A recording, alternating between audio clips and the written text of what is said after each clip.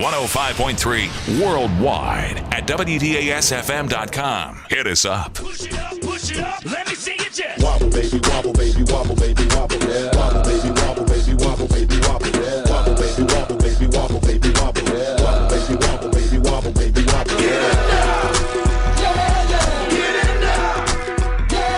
Philly's best R&B and old school 105.3 WDAS. Frankie Darcell with you. I have been waiting for this interview for a very long time. The Honorable Mayor, the City of Philadelphia, Mayor Nutter. Welcome. Good to have you in the studio. Frankie, thanks for having me. Good. I'm excited to be here. Always great to be at Listen, WDAS. so I just got to let folks. Yeah. 105.3. I knew you got some radio on you. I won't tell you with the mic closed. We were having a great time listening to Kevin, right? Oh, yeah. Let me ask you this. You had some Sure. great wins, Mr. Mayor, right? Coming this summer. Yeah. The World Meeting of Families. Yeah. The Pope is going to be. You got the Pope to come to the. Hold on. I haven't finished patting you on your back. Democratic National Convention is coming in 2016 and just landed the Gold Cup that's going to be here in July. Yeah. Can we do a fist pump? Absolutely. Okay. So what does that mean for the economic impact of the city of Philadelphia, and what does that mean for the residents of the city of Philadelphia? Well, all of these come as a result of great work by an incredible team of folks that I get to work with on a regular basis. And whether it's our city representative, Desiree Peterkin-Bell, who's with me, our chief of staff, Everett Gillison, police commissioner Ramsey, Giselle Jones over on the special events side. What people have come to understand is that Philly is the big city for big events. Wow. You want to have a big event, you want to be in Philadelphia. That's amazing to be able to get that. Yeah. And you talked about the collaboration of everybody that made that happen. But your office worked really hard. You worked really hard as well. Yeah. I mean, but when you got the phone call that the Pope was coming, what did you really say when you hung up the phone? That's what I want to know. That was amazing. Nothing the Pope would not be afraid to hear you say, I'm sure, I probably Mr. Mayor. can't say that on the radio. You'd have to hit the red button over there or something. But prayerfully and respectfully, there was just a lot of joy and excitement. I mean, Everett and I went to Rome last year with Archbishop Chaput and a whole delegation of folks. And we had a good feeling, but, good feeling is one thing, confirmation is another. And when it finally came that the Pope himself said that he was coming to Philadelphia. Major. It is. That is major. And what I didn't know, that he's never been to the United States. So this trip really is his first visit to the United States. And I think there are some other things on the itinerary. Congress has invited him, and he may or may not be going to New York. But I was in a dinner meeting just a couple weeks ago. So the Pope's, if I can say this way, I mean, like, the Pope's main guy was in Philadelphia a couple weeks ago, and he said the Holy Father said, I might have to go to a few other places, but the main reason for coming to the United States of America is the World Meeting of Families in Philadelphia. And the birthplace of a nation. Absolutely. Right here in Philadelphia. The Honorable Mayor, Michael Nutter, is my guest. You can follow us on Twitter. Mr. Mayor, you're on Twitter. I am. So you can follow us on Twitter at do. hashtag Mayor Nutter, WDAS on Twitter. You can tweet your questions as well. Yeah. Go to Facebook. And, of course, we want to thank our partners at Wells Fargo for sponsoring this conversation with the Mayor. Cosmic Kev is in the background. We're going to come back with the Mayor. We're going to ask some other questions. And we can talk about education. Absolutely. Real important to me. It's Mayor the number Nutter one is my issue in the guest. city. All right, 105.3 WDAS. I have a daughter who's a freshman in college, huge advocate for education, huge advocate, one, that it's non-negotiable. And That's it's our work, important. that's our responsibility. Absolutely. Can you turn that down? It is important. It's important for all to get a quality education, no matter what your parents may do for a living. But we know that there's some challenges within the city of Philadelphia as well. And every child deserves a great public education. How do you start? Let's not talk about your budget yet. We're going to do that in a minute or so. But just your thought of the state of public education in the city of Philadelphia. It's in a challenge state. The financial picture has been bleak for some time. That's one part. The cuts have been devastating. And we really need to get our parents much more actively engaged in the lives of their children. The kids themselves have been incredibly resilient. I mean, they've put up with a lot. Their lives have been hurt by many of these cuts and from the state. We've tried to respond on the city side with over $300 million in new funding. But, we have to do better as adults. And, no one likes paying taxes, but everyone wants service. I get that, and that's that challenge. But I think that we are at a unique moment. We're at a watershed moment right now with a new governor who's actually putting forward significant proposals for new dollars for education all across the Commonwealth with the things that we've done in the past. And this is that moment where we can not only fill a budget hole, stop that conversation. Let's talk about investment. Let's talk about more counselors and nursing services in our schools. Let's talk about more AP courses and after-school programs. As mayor of the city of Philadelphia, you're charged with, as you said, people want the services and they want great education, and you have to find a way to pay for that. But when you look at young families moving into the city of Philadelphia, even though there's been some growth in the city of Philadelphia, it's hard to attract young families without a great public school There's no system. question about it. And the young people who are already here, I mean, at some point in time, I mean, look, they're going to have children. That conversation. And attracting new businesses because they don't want to have to pay their folks it's too all much extra tied to pay for together. private Right, school. because so when that conversation starts, where was Senator Johnny or Sally, Jimmy, Josie, whomever, where are they going to first grade? Right. People are having that conversation when their kids are 2 years old, when they're 3 years old. That's right. And if you don't see a viable option, either in your neighborhood or nearby, then you have to start thinking about, am I going to private school? Am I going to Catholic school or religious school or some other school? That means tuition.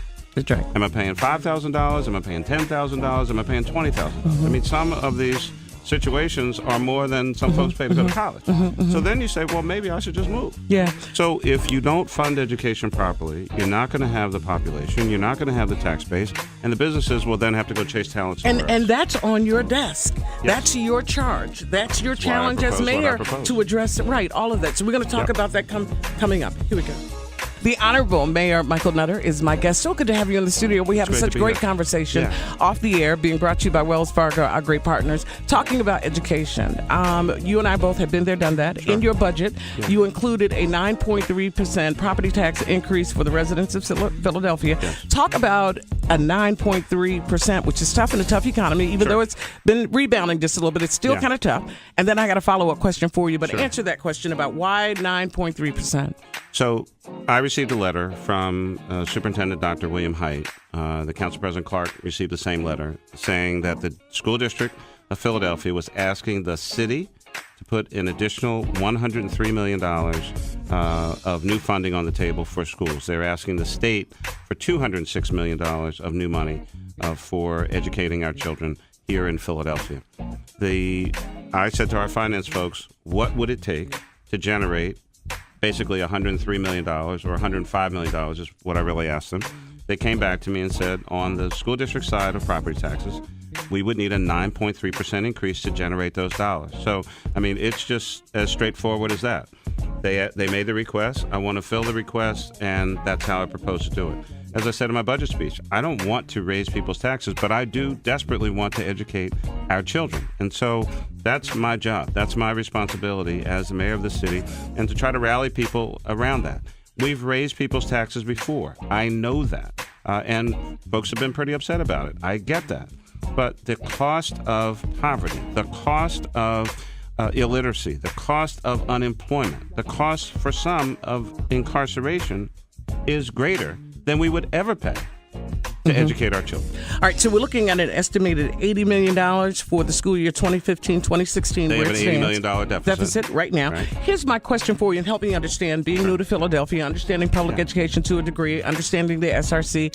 I'm looking at last year, almost a $700 million check cut to charter schools.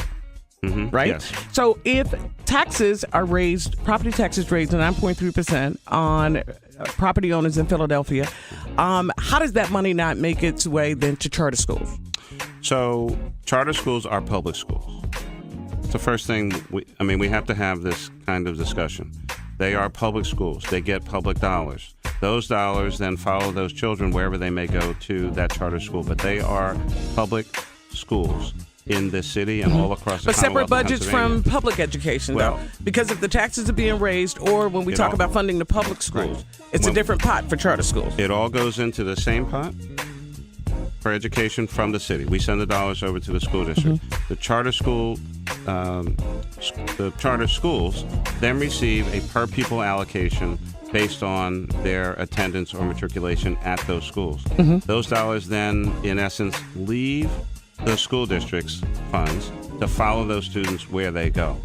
The problem is that the charter school funding formula is a mess in and of itself, is unfair to the school district, and actually has a negative financial impact on the district because the students, in many instances, have left a district-managed school, gone to a charter school, while the rest of the district-managed schools still have to heat them, light them, secure them, and the like, and they don't save any money. What is it then, do you think?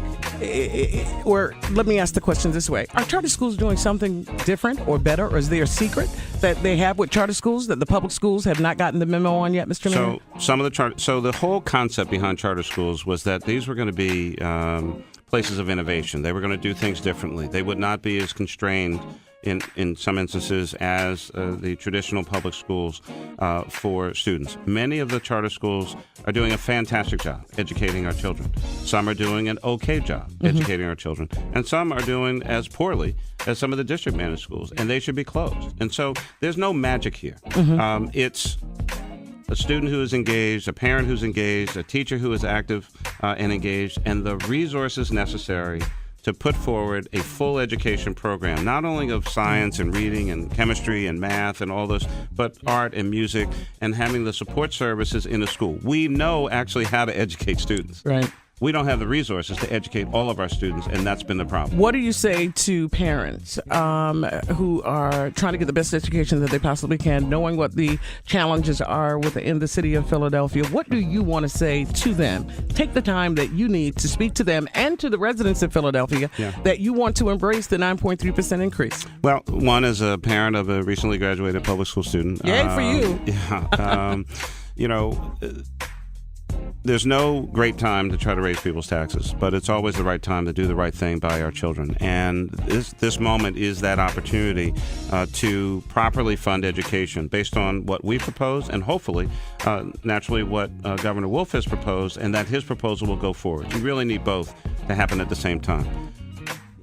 It may be tough on a property owner, a parent, to have their property taxes increased. But I'm saying to you, I'm begging you, please support this particular proposal for your child, for your own child's education. And, all of us, have our budgets, and you may have to, make some adjustments. But let's support our children here in the city. And we talked about this off mic before coming on. We're going to talk about it in just a little bit. We're going to take 2 minutes with Cosmic Kev. We're going to come back with the Honorable Mayor Michael Nutter in just a few minutes. Here's our guest, brought to you by Wells Fargo. Want to talk about how and why the community should embrace those property owners, the 9.3%.